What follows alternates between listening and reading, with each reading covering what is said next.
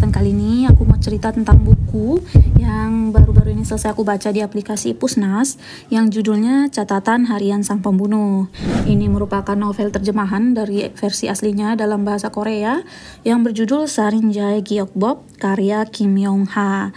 Nah, versi Koreanya itu diterbitkan pertama kali tahun 2013, sedangkan yang versi bahasa Indonesia ini diterbitkan oleh penerbit Gramedia Pustaka Utama di tahun 2020.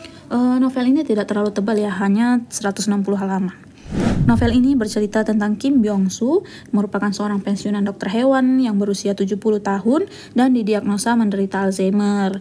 Nah, karena Alzheimer ini, ingatannya perlahan-lahan akan menghilang dimulai dari ingatan yang terbaru terlebih dahulu. Nah, si Kim Byung-soo ini merupakan seorang pembunuh berantai yang sudah membunuh puluhan orang. Namun, dia berhenti membunuh kurang lebih 25 atau 26 tahun yang lalu, seperti itu.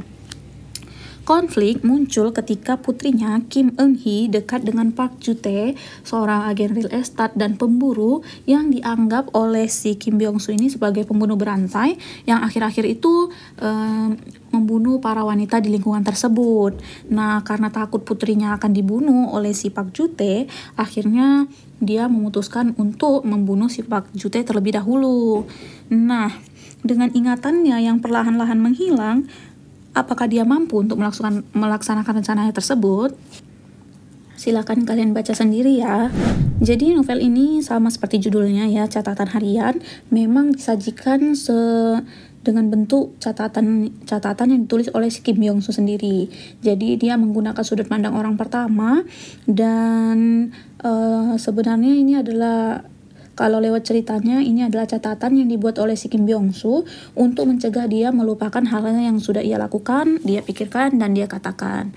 Dia bentuknya merupakan catatan-catatan pendek ya, jadi tidak terlalu panjang, hanya beberapa baris, dan memang dia sedikit tidak beraturan.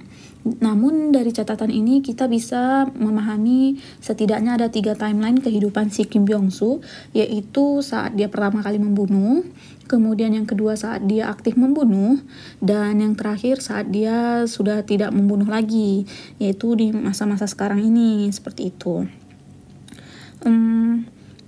Secara pribadi ya, menurutku memang setelah selesai membaca ini aku jadi berpikir jadi sedikit kacau gitu. Maksudnya aku jadi tidak bisa membedakan mana yang real dan mana yang tidak gitu. Jadi kita melihat cerita dalam novel ini kan berdasarkan dari pikiran si Kim Byung-soo. Namun karena Alzheimer yang dideritanya, pikirannya itu menjadi kacau. Terus yang kita baca adalah pikiran si Kim Byung-soo yang kacau. Jadi kita nggak tahu mana yang benar dan mana yang kejadian yang real dan mana yang merupakan hayalannya aja gitu. Terus yang kedua yang kurang aku sukai juga itu bagian endingnya yang menurutku kayak aku kurang dapat gitu, apa sih yang terjadi sama si Kim Byung-soo selanjutnya, seperti itu. Tapi tetap novel ini seru, apalagi kalau kalian suka misteri dan kalian mau baca cerita yang idenya itu seorang pembunuh yang kehilangan ingatan. Kalau kalian suka ide itu, buku ini cocok banget untuk kalian, seperti itu.